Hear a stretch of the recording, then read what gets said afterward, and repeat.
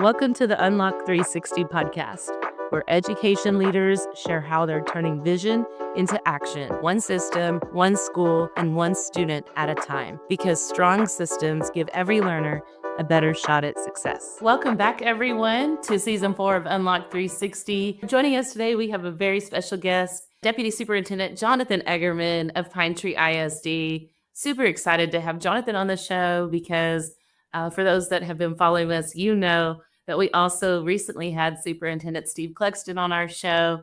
And I shared during that episode that I had the pleasure of attending their breakout session at TASB's Summer Leadership Institute this June. Welcome, Jonathan. Thank you so much for having me, Wendy. I am super excited. And in fact, this time I even made an extra special effort to wear Pine Tree Pirate colors, which I had not shared with you before the show. And I did have gold on in Steve's episode, but it wasn't the right shade. So, Yeah, we're kind of picky about our shades here. yeah. Jonathan, will you share with our audience a bit about your educational journey to becoming the Deputy Superintendent of Pine Tree ISD? Absolutely. So I graduated high school in Arkansas. My bachelor's degree is in physical education, health and wellness out of Arkansas State. I graduated in 2008. So I broke into coaching and teaching like a lot of people. I was a small 2A school in Northeast Arkansas. And I did three sports, all three levels. So I was, junior high, senior high, seventh grade, football, basketball, and track. And so we were pretty busy.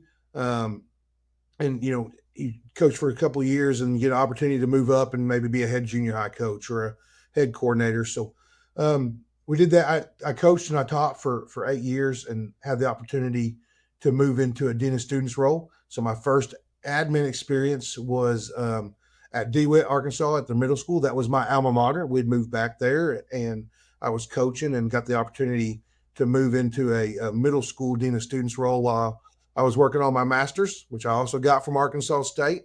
Go Red Wolves, and then just kind of the next year an assistant principal job at the elementary opened with about 500 kids in that elementary. And then the next year, a principal's job opened at a satellite campus, which had been a consolidated school district. So it was much smaller. So my first principal job was an elementary school, K-5, with about 58 kids in Gillette, Arkansas. And it was a great opportunity to be in a small school with high achieving, high expectations. They were a rated A campus, and we're very proud of that. And we did a lot of work. It was hard work because every kid counted a whole lot when you've only got 30 kids taking the test.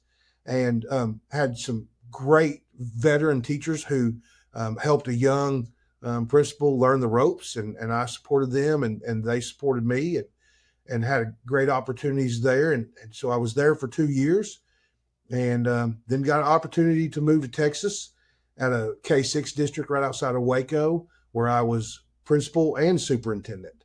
Okay. And we had about 125 kids or so, pre-K through 6, and kind of got my feet wet and learned the new side, the maybe the school business, the district administration side, while still doing the campus administration side.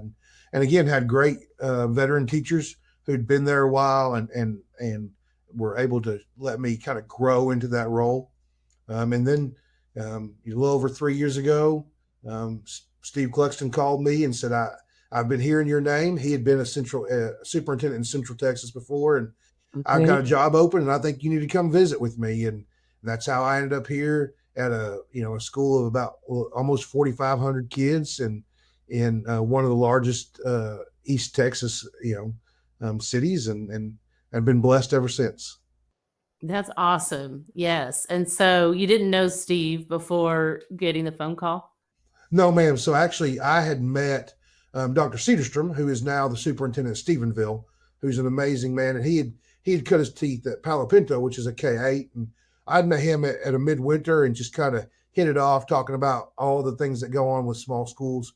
Well, he had just left this deputy job to take the superintendent job at Stephenville, And he called Steve and said, "Hey, I met this guy and I really like him. And I think he kind of thinks like us."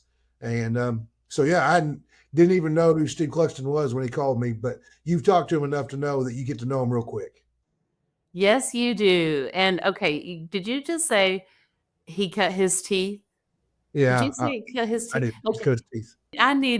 Listen, I love our expressions and I know a lot of them myself, but I don't know this one. Can you explain for our audience that may not know what cut his teeth means? So when you cut your teeth, that means you get your first start. So like when a baby is cutting teeth, that's Oh, when they're first starting to eat real food because they're cutting their teeth. So cutting your teeth means that's your start. That's your breakout. That's your first opportunity. okay, I love it. This is great. Okay, so now here you are. You're at Pine Tree ISD, and you've been there for how long now? So I started so in October 1st ended my first 3 years. So I'm in my fourth year. I'm a little over 3 years into this role, and growing through it, and just blessed to be in an opportunity where I have Steve who's been doing this. He's been in education for over 30 years.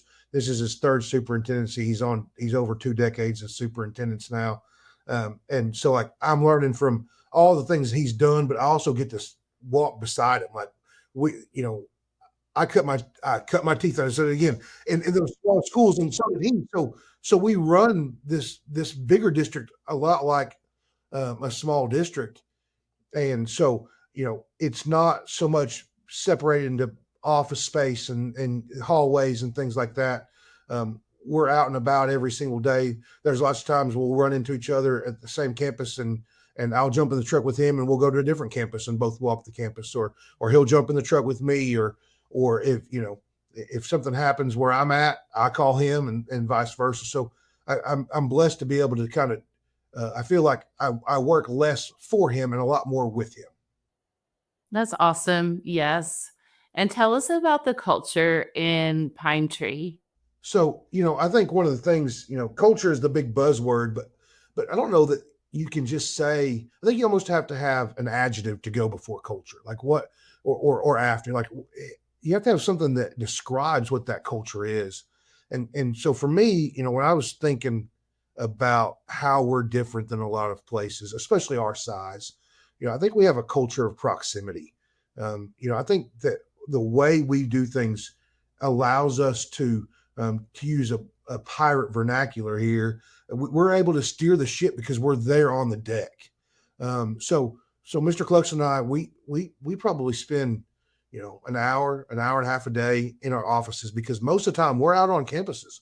Both of us start our day on a campus doing drop off duties. So does my CFO. So does my special ed director. My secretary of finance, she's out there at a campus. So most of our exec team, we start our day opening doors, hugging kids, telling them we're glad they're there to see them, and then the rest of the day, we'll walk up and down hallways, we'll visit with principals, but we'll step into classrooms, and usually we get big hugs from the kids because they're used to seeing us.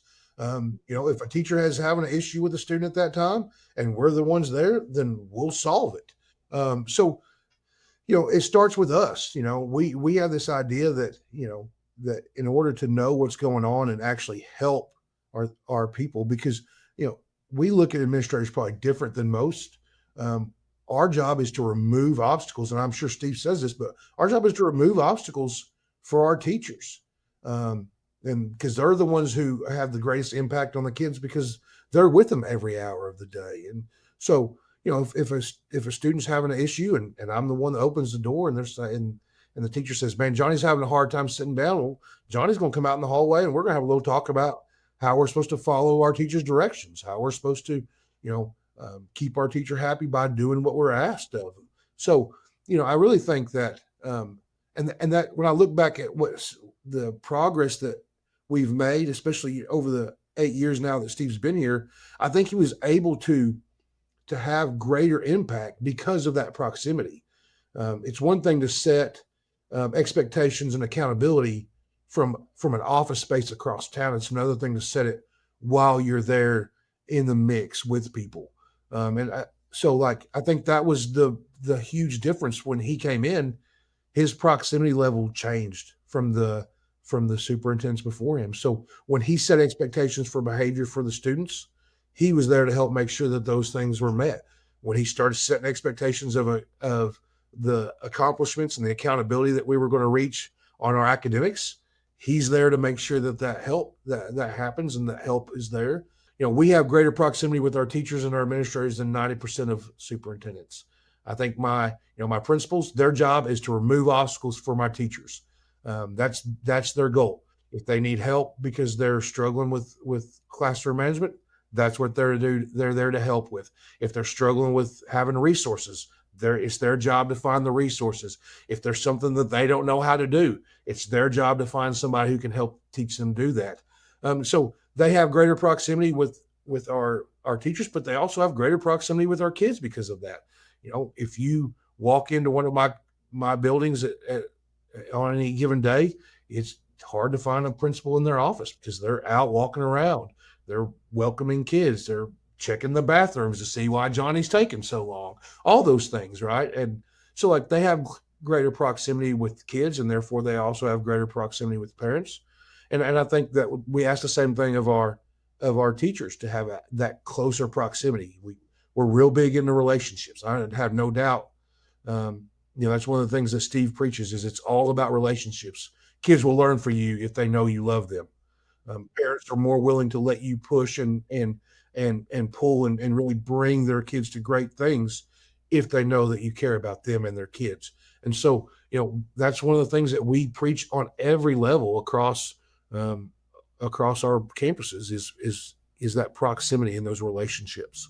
Yes, thank you for sharing that. And I'm thinking about like the argument for from others could potentially be, but I have too many emails or phone calls to answer. I've got too much paperwork to do. And then on one hand, I'm thinking that the counter argument might be that actually it's less because we're out there close to everybody. But I don't know. I'm curious, Jonathan, what would you say to that? So I do a lot of emails in the evenings. I get, I'm, he gets more emails than I do, but I probably get, 35 emails a day. But we create an environment where we head off a lot of big things that create emails and things like that because we stop them very early.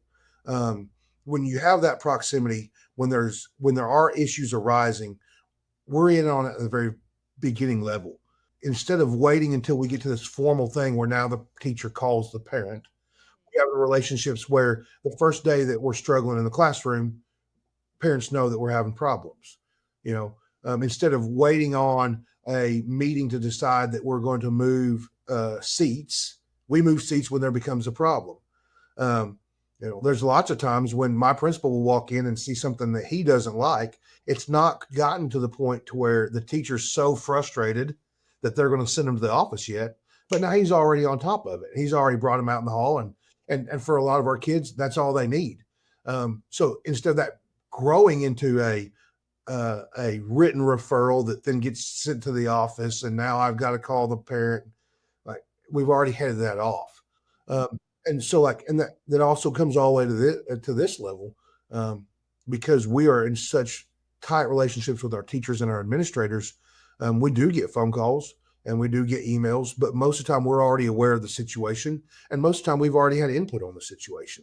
So we don't have those weighing. Well, do I need to do this? Or usually my principal has already done what I was going to do anyway. So by the time I'm answering it, the answer is, well, yes, that's what I believe should happen, and that's what our policy says, or this is what our procedures say. We do cut down on a lot of that stuff because of that proximity, because we are able to, to use an Andy Griffith phrase, nip it in the bud. We're there in the very beginning, and we're not in a situation where now we're always having to be reactive. We're trying to be proactive. That's something that Mr. Clugston preaches all the time, is being proactive versus reactive. And a lot of that time when you're reactive, that's when you're answering tons of emails and stuff like that. Now, do we have TEA the same as everybody else? Yes. Do we do the things that we're required? Yes. We think they're as great of importance as a lot of places? No. Okay, thank you. Yeah. The compliance stuff, right? I mean, Right. you have to do it, but Right. And we like my assistant superintendent who's in charge of CIA. We call her the queen of everything because she's the quality of education, but queen of everything sounds better. And she is super type A, and she, and she's great at helping make sure that we're getting all of our things turned in when we're supposed to and get them filled out. And hey, I need your help with this. Awesome. What do I need to do? Okay, and I can go do that. We've got people who are um, that's their gift, that's their ability that I don't have. They're great at those things, so they help us stay out of trouble.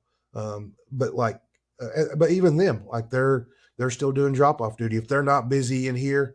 We're out there. If they're going to meet with a teacher, they're going to go out there and visit with the teacher. If they're going to meet with the principal, most time they're going to go meet there instead of bringing everybody to central office. And so they're getting that same thing even while they're still doing those things that we're required to do by the state. Okay. Yeah. I'm reminded of Lyle Cartman, who I've mentioned on the show several times for those that like to watch. And Lyle, you better start tuning in. But I'm reminded of Lyle Cartman, who is a leadership expert and coach in the educational space, and also a partner of mine in service to some of our school districts. We team up, mentor and my own coach. And he says, you know what? Get a C in compliance. When you have to do compliance work, like do the bare minimum, get it done early and do the bare minimum, because then if it's not right, they'll send it back to you and you can do more. But instead of getting caught in the weeds of all the perfection or the details of it, do it early, barely get by. And then if you have to redo it, you have to redo it. No big deal. Which I think is an interesting approach and perspective. Well, and I think what he's saying is you're keeping the important things important. Correct. And I think sometimes, like in your own personal life, right? Like sometimes that's easy to get I gotta get the yard mowed and I've got to get this done. I've got to get like you. Sometimes it's easy to get things out of order, but then you realize it because those are the people you live with that my relationships are, and so I think it's the same thing here. I think one of our big things here is everybody talks about we're like family. Like anytime you go to a job interview, they're going to say we're like family, but like we really are like family. I'm 7 hours away from anybody who has the same last name as me. I have my wife is here. My oldest son is a senior at Tarleton, and I've got 3 kids in high school here. Like if I need help, I'm calling Steve, or I'm calling one of my principals, or I'm calling one of my teachers, because those people are my family. So like we do a lot of family things together. Like we will the Friday before Christmas, Steve and I will go over and we'll cook a bunch of barbecue or chicken or ham, and he'll invite all the employees, all 700 over to the backyard, and we'll have 150 to 200 show up, and we'll feed them, and we'll sit there in the backyard and tell stories and listen to Christmas music. We do that three or four times a year, because we really are family. We when you do rely on each other on things outside of education, it's very, very easy to rely on somebody for education. If I'm relying on you to help me know where to go to the doctor, then it's not very hard for me to say, how did you teach that? Because your kids did so well on that. But when we don't have those personal relationships, it is hard for me to ask for help because it's not a safe relationship for us. One of the things I'm very proud of is we do a thing called Hoist the Colors. And Oh, I it's wanted to hear about this. so this Yes. is a competition. I wish I had we won last year. It was inaugural year, and central office. We're paired with our PACE campus, which is our alternative campus, and also our maintenance and our transportation. And anyway, we're all linked into one campus. But the trophy is a huge brass steering wheel off of a ship. Okay. Like that's the trophy. And so like we have it was twofold. There's two goals. Number one, we wanted to get our people out to support our kids. So one way you earn points is at every student event, if you take a selfie with a group of 5 of your coworkers or your colleagues, and you post it on the Facebook page and you tag the district, your campus gets points. So that brings our people out to our football games, our basketball games, our fall drama, all those things. We have people coming who don't maybe have kids playing but they know somebody there, and now they're out there at ball games, and now that gives our kids who may be seniors who remember, Miss Ingram from first grade, they see Miss Ingram at their basketball game, and so that was the first part. But the second part was 5 times a year we have a competition night, and this Thursday we have our second competition of the year, which is pickleball. So each campus has 2 teams that are going to show up and play pickleball. Mr. Clugston and I are cooking hamburgers on the grill. We're going to fry French fries and make hamburger and fry baskets. And we show up and we cheer and we jeer and we celebrate and we laugh and we make fun of each other and we cheer our teams on. And it's an opportunity to bring people together across campuses and just hang out. It's like a miniature family reunion. Yeah. So like we do things like that really builds our relationships, and it allows new teachers to feel like they belong. It allows old teachers to find people that maybe they've worked with and they've moved to different campuses or so on and so forth. But it also allows us to build a camaraderie to where now it's not just the people who are working next to me that are in my family. It's people who are at the campus across town, or the middle school campus across the street, or the high school campus down the road. And so like I really feel like we have built the relationships because I know Steve talks a lot about how we're the functional family for a lot of our kids, and that we're also sometimes the functional family for the people who work for us. Yeah. And we're very, very intentional about not just saying that we're family, but being family. And so we lean on each other when both of us have gotten phone calls. Hey, my car won't start. Can you come jump start my car? The other day I pulled in and one of our precision girls, they were over here at our auxiliary field practicing, and something was wrong with her car, and I jumped in, and I think she just had her foot on the brake. I don't really know what was happening, but I got in, it was working fine. And her mom was like, well, "You're the superintendent. Why are you?" And I'm like, "Well, I drove by and y'all were out and needed help, so I stopped." So we really do. We're very intentional about not just saying we're family, but like living that out. Now, does that mean that we don't have issues sometimes, that we don't have disagreements, or we have difference in opinions? Absolutely, we do. Just like families, we just are very intentional about how we go about that, just like a functional family. But you also have to have the important part of like sitting down to dinner together and having fun together. I think a lot of places. I mean, teaching is hard. Yeah.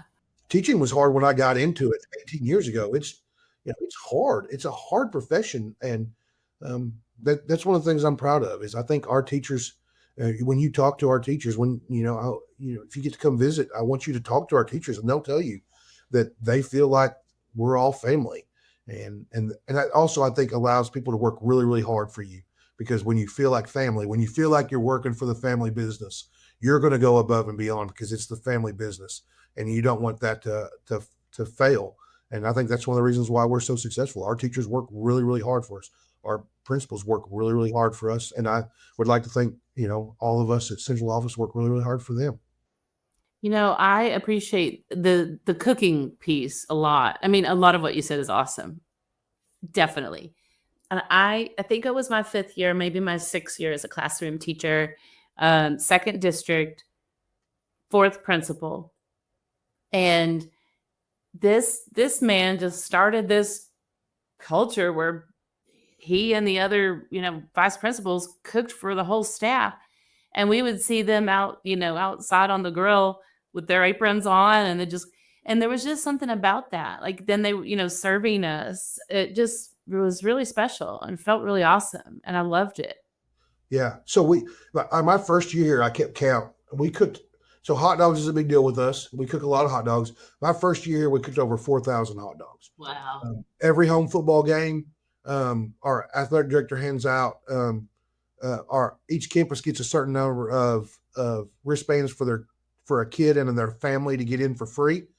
And teachers are able to kind of give those out to kids who've earned them. And then we cook 400 hot dogs for every home football game and give them out to those kids and their families. So we had this week we had Hispanic Heritage. Our Hispanic Heritage Festival was on Saturday. So we had a playoff football game that we won, by the way. It was 3.5 hours away. We got home Friday night about 1:30. Okay. The kids got home about 3:30. I waited on my two high school kids to get back about 3:30. Mr. Clugston and I lit the smoker at 7 so we could uh, do pulled pork, and we did pulled pork nachos for our Hispanic Heritage Festival. Those are things because, you know, that is what makes you family. Like that in the old days, the people who shared a table with you, shared a meal with you, were the people that you trusted. And so, I think that's one of the. It's probably old. It's probably old school. It's probably traditional. But I think that's one of the things that we share, and because it does matter. It does matter. It makes you, even if it's just a hot dog, to see somebody serve you. That's a big deal. It's a big deal no matter what. The bigger your district is, or the bigger your organization is, because I think this crosses everything, whether we're talking about education or whatever. The bigger your organization is, the harder it is, but the smaller things matter. Um, if I were in a small school, cooking a hot dog for people may not matter as much as if I'm cooking hot dogs for 700 people. Cooking a hamburger and French fries. We got about 70 people signed up to come to our pickleball so far. I sent out an invite yesterday. We'll probably have about 150. Cooking 150 hamburgers and fry baskets. People appreciate that. And then when you need them to do more, because that's our expectations, we're always pushing. They know that you're willing to do it as well. Yeah, I love it. So, will you share with our audience what are the top 2 or 3 priorities this school year for Pine Tree ISD? So, Mr. Clugston, I'm sure shared, we've had huge amounts of growth on almost every measure, whether we want to talk about the star scores, we want to talk about our transfer in, transfer out, whether you want to talk about our growth scores, whether you want to talk about SAT, all those things. We're having success across almost every extracurricular, whether we talk about athletics and football, basketball. Um, last year we had 6 of our team sports make the state playoffs. This is the first time since the 70s we've been in the playoffs 3 years in a row in That's football. awesome. Our last year, our football, our girls basketball, and our boys basketball all went to the state playoffs.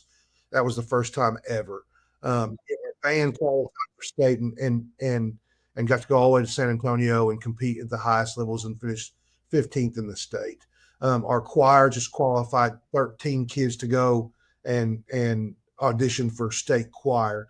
Our UIL was district championship, won the district championship last year for the first time in 20 years. So we have seen so much growth and just amazing achievement across so many things. The goal is to keep that going, because as you win, it becomes harder to win, and so that's we firmly believe that's part of the culture that we've set. Um, you know, uh, we've set that out, everything from CTE to athletics and everything in between, all the way down to UIL at our elementary levels. But continuing that success, not just in one thing. We don't want to be great at one thing and be known, and not we want to be great at everything. So that's really the focus, and we've done very well at this point. Our volleyball team made the playoffs for the first time in several years. Our football, we're round 2 playing on Friday night. Cross country qualified, boys cross country qualified for state competition and ran down there as a team again this year. Like we are on track to do all of that, but just keeping that mentality of 1% better every single day. So that's really our biggest drive. I think right now is refusing to give ground, and the more ground you gain, the harder that is. And I think the second part is I think there's been an effort from all of us to share the success that we've had. Um, we are big proponents of public ed.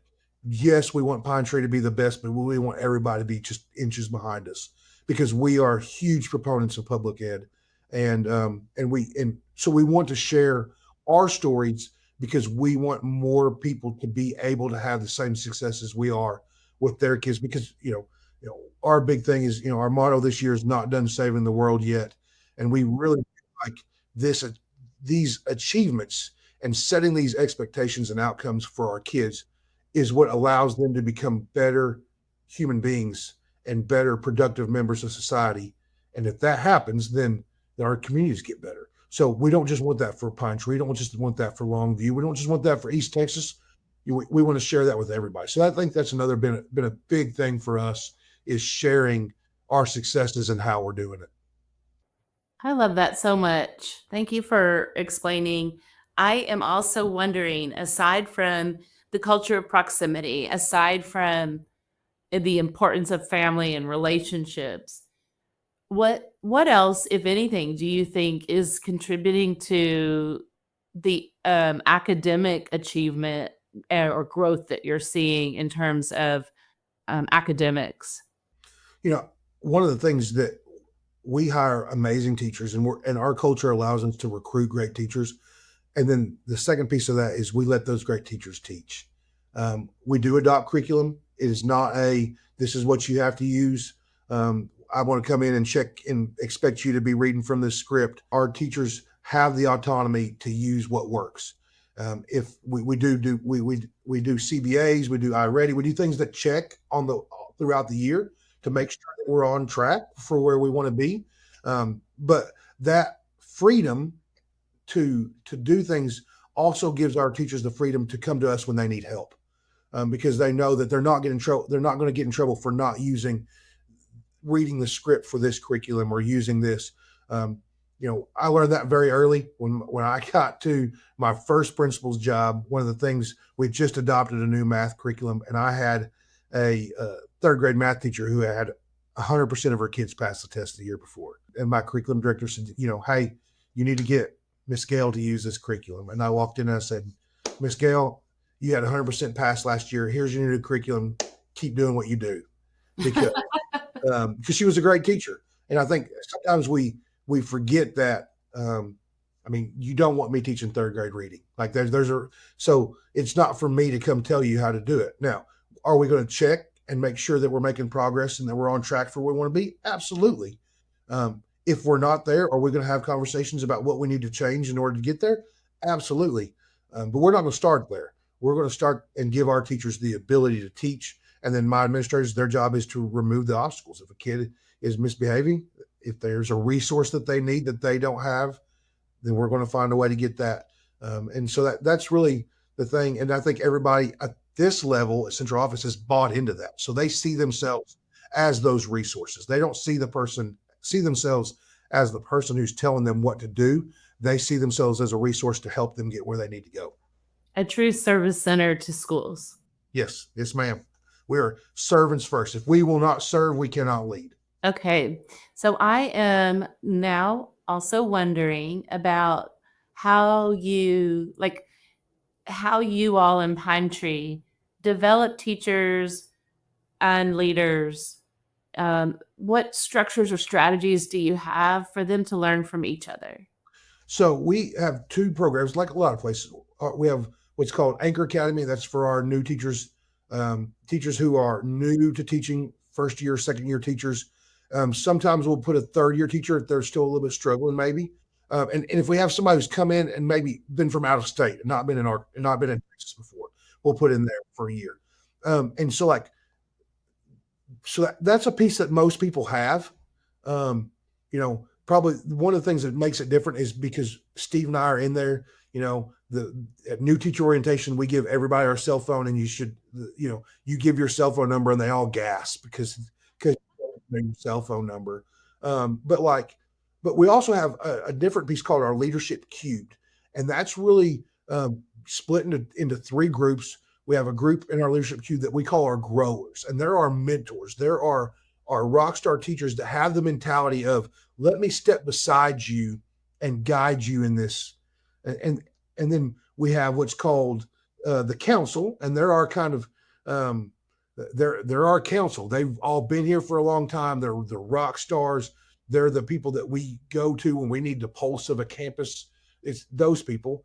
And then we have what's called the future, and they're the people who the council is mentoring to turn into the next member of the council. So our growers are all paired with somebody from our anchor academy. So they all have somebody. So 3 or 4 times a year, sometimes it depends on how their calendar falls. But so we will bring all of our leadership in, and we'll meet with our growers and say, hey, it's because sometimes you have to remind them, hey, remember what it was like being a second year teacher. You've been doing this for 22 years. This may be what your anchor teacher is worried about, right? Because we try to pair them up to where they're similar, but sometimes it may be a pod down the hall, or it might be a different grade, or it might be something we know you're struggling with reading, so we're going to pair you with a great reading teacher, right? And then we bring our anchor academy in, and we may talk for 10 or 15 minutes, but then we just open up every door in central office and let them find places to sit down and talk. And sometimes that talk is, how do I teach Johnny how to read? But sometimes that talk is, how do I balance this? I have a new child at home, or I have we're a newly married couple, or how do I balance this? Or how do I make copies? Or I don't know how to print. But like, we give them those opportunities to just sit down and do life together and have those conversations where it's not this curriculum that we're presenting, but it's, where are you and how can I help you? And if they're not able to help, they know their job is to find the person that can help them. Hey, I can't help you with that, but let me tell you who's really good at that. Or I'm gonna go to the principal and say, hey, she's really struggling with this. Can I go down there and help her? Or can you go in there and help her? And so I think that it goes back to that family, where you feel comfortable with somebody enough to just say. And so, like, I'll roam around central office, and like I said, I open up my office. Steve opens up his office. Everybody opens up their offices so people have places to sit. And like I said, some of the conversations is about instruction, but a lot of it is just about doing life.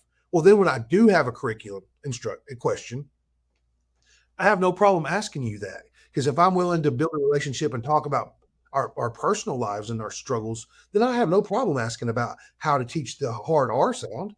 Mm-hmm. So those are the things that we have in place. Like I said, lots of people have those things in place. I think we probably do them.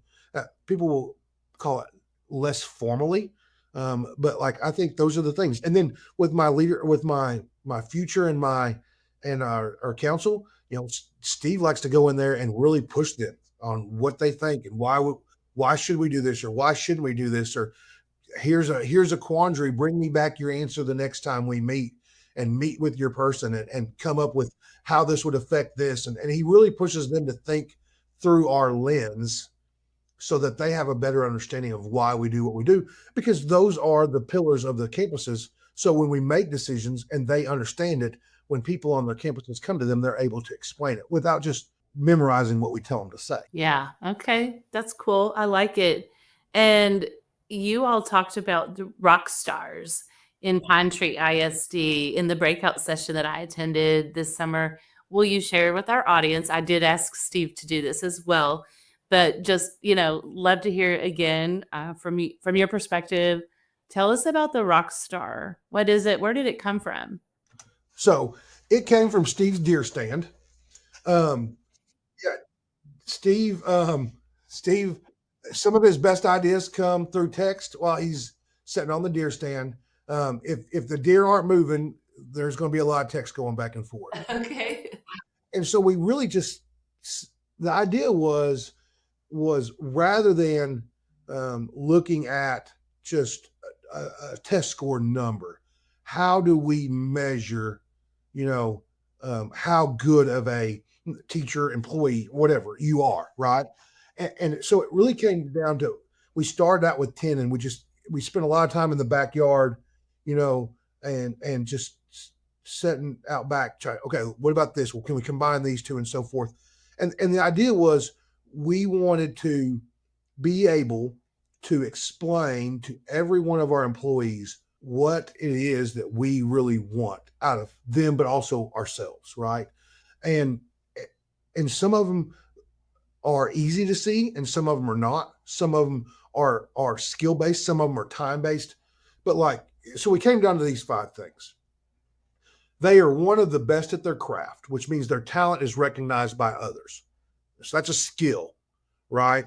So that means that if I go to your neighbor and I say, who is great at teaching reading, they're going to say you. right?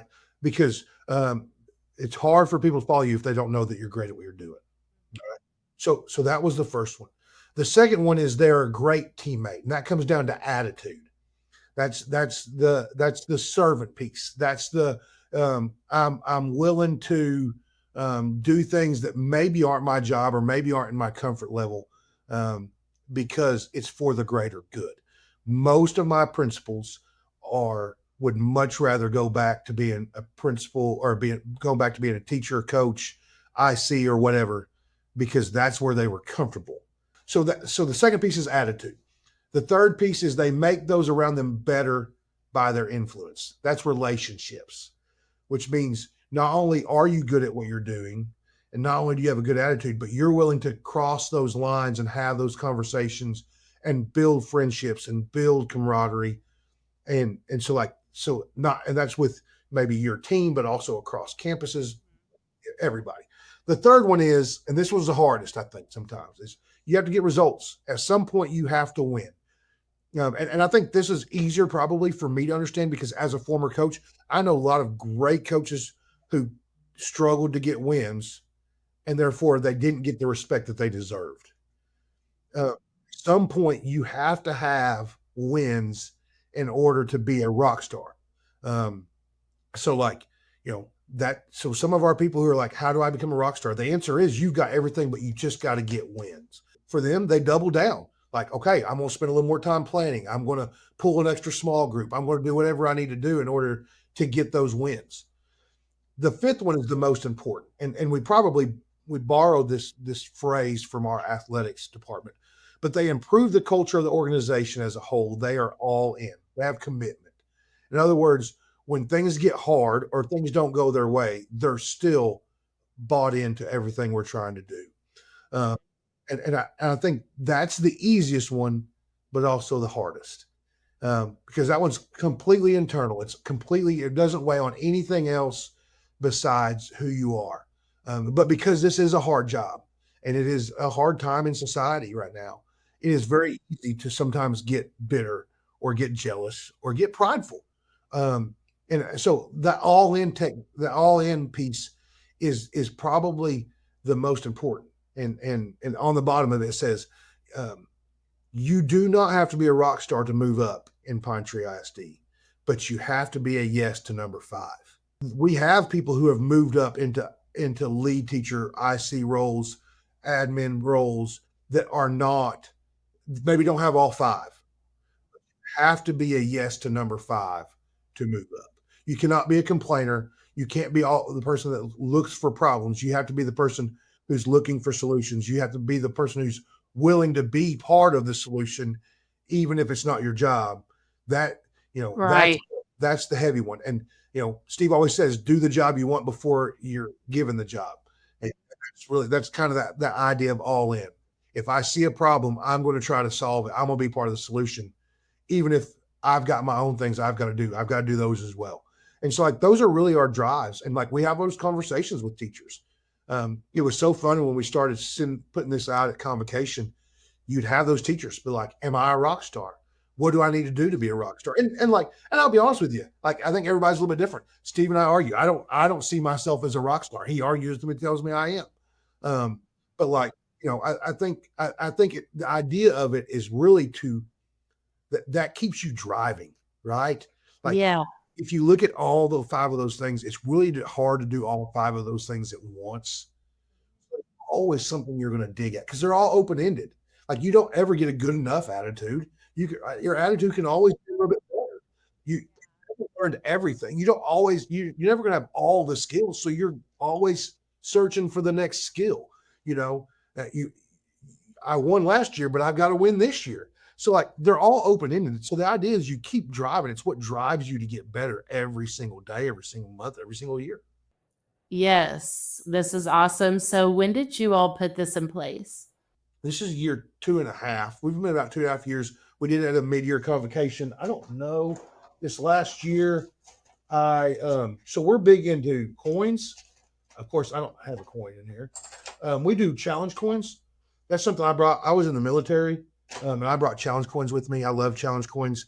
It's kind of we call it a captain's coin, but like every year we do a different Okay. thing on it. And so we do a rock star coin, and at convocation every year we hand out a few. We don't hand them out to all of them at once because we want everybody to continue to drive forward. But we've been doing it for about 2 years now, and it really has become not a replacement for T-test, but kind of a side piece of our evaluation system. Hey, this is what we see based off of Charlotte Danielson's, the T-test ideas, but also, on the Rockstar paradigm. And I have several campus principals that when they're doing their goals, they do two based off of T-test and one based off the Rockstar paradigm. So it's really allowed us to kind of have the same um, common language. So when we're saying things like relationships, attitude, skills, expectations, and commitment, we know what that looks like. And we've worked really through that.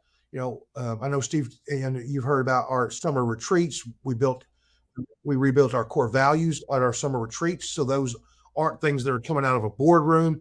Those are things that are coming out of group sessions with, almost 150 of our rock star teachers. Um, this year we built our outcomes, and I'm sure he talked about our outcomes, but we built our outcomes. What do we want our kid to leave with when he graduates high school? And again, those came from not the boardroom, but came from those summer retreats, from the people, boots on the ground in the classroom, making those things happen. Yes, he did. He did talk about those soft skills, and I can't remember if he and I had the conversation or not, but I think he agreed. We talked about how some of these things have been called soft skills, but they're actually there's nothing soft about these. Like they are super important to being successful in life and just being a good human being that contributes to society. Absolutely. And they're the things that if you do these things, the other side of it takes care of itself. They're all about, I mean, they're be dependable, get along with others, have a strong work ethic, be able to follow the rules, be able to solve your own problem, not quit when it gets hard. Well, what teacher won't take a kid who can do those six things? Right. If I'm teaching and I have a kid that will do those six things, I'll teach them to read. I'll teach them how to do math. I'll teach them to weld. I'll teach them how to do all those things, Yeah. if they'll do those things. And that's our drive. But again, that came not out of the boardroom. That didn't come from, I guess a committee. It came from our summer retreats where we're putting 150 people in the room and weighing all those things. And that's really kind of where our paradigm started. It started with them and it kind of went out from there. And then we've shared it with everybody. And that goes for everybody. That my principals, we've given Rockstar coins to people in transportation. It's across the board. It's the same expectations for everybody who works for us, including ourselves. Yeah, and that's super important. Super important. And I am also just thinking about something you mentioned earlier, like your focus is to continue to win. And each year, it's going to get harder to win as you get better and better. It's harder to beat your prior best. And so I'm just wondering what do you think is going to help you get there? What is it that you all need? Is there any kind of obstacle or challenge or next step that's kinda that could potentially get in the way or, anything that you are doing that you really need to capitalize to help you get there? When we were struggling as a district, there was a big turn of the wheel that needed to happen. And we talked about earlier. I think that started with proximity and expectations and accountability, and now we're to the point to where we're making small 1 degree turns of Okay. that ship's wheel. So we're talking more instruction than we've ever done before because we can. Yeah. We're talking more about, is this resource meeting the rigor that we need, but instead of it coming from central down, it's really coming from Yeah. up. But we're having more of those conversations than we've ever had before because we're having those wins, and now we are making 1 degree adjustments because on a long journey, you know, I'm a U.S. history teacher, right? So like when I left England in a ship, 1 degree is a huge difference. So and to where you land. So on this journey for our kids, it's 13 years long. For us, as since we see it as this idea of we're changing a community's outreach, it's never ending. So 1 degree is a huge change in where you land. So Yeah. so we're having those conversations more than we've had before. We are having more curriculum and instruction discussions than we've had. Hey, this is working. This is not. Hey, do you like this? Do you not? Uh, what are you seeing the struggles in this? We're having data discussions and really digging into the data of where were we weak, where were we strong, was somebody else strong in this? Could I borrow from their strength, to shore up my weakness and vice versa? And so we are doing those things. We are, I think a lot of places put those things first to where when the ship needs to be turned, they're trying to turn it 1 degree at a time. And I'm blessed. I came in late enough that the ship was already turned around. And so now we're making those 1 degree that we think will help us continue to have our success. Um, but you're just measuring along the way, and we're doing those things. And so I think those are the things. I mean, of course, we had a legislative session with the most education bills ever passed. Is that a hurdle? Yeah, it is, because we are having success. So now we have to make sure that everything we're doing is falling under the new requirements of the 150 plus bills that were passed that had education. So I think there are hurdles there, but I think everything falls back, and this is one of the things that I think Steve has done a great job of, is everything falls back to culture first. And so we weigh everything on the scale of culture. So are we having more discussions about instruction and curriculum? Yes, but they all are all weighed on the scale of culture, as opposed to, okay, we've done that, awesome, throw it out, I'll throw it off the ship, and now we're going with another thing. So I think that's the thing that really guides us. And so you just hope that those changes help you keep those growths going forward. That makes perfect sense.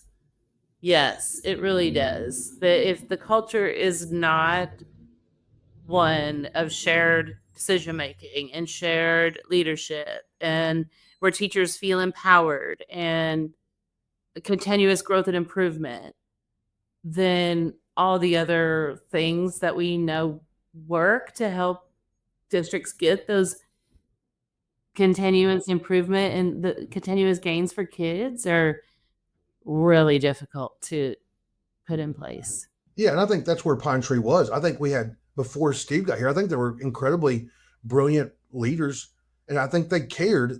They just struggled because they were trying to make those 1 degree turns, and it's really hard to turn a ship on 1 degree. Um, when you're starting to lose, student body, and you start to lose teachers, and you're struggling with discipline and those things, that culture change has got to be a big turn of the wheel. And Steve came in and made that big turn and got us going back the other direction.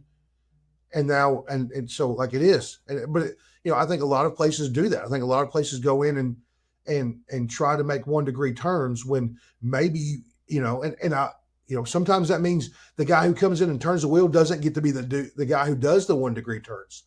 In the coaching world, sometimes you take over a program that needs a lot of help and you change the course, but in that change, you hurt some feelings, and then you have to go somewhere else.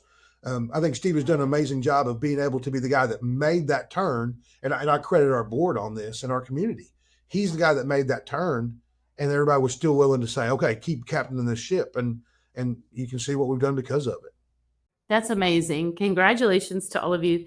Jonathan Eggerman, Deputy Superintendent of Pine Tree ISD. It has been an honor having you on our show. Thank you for joining us today.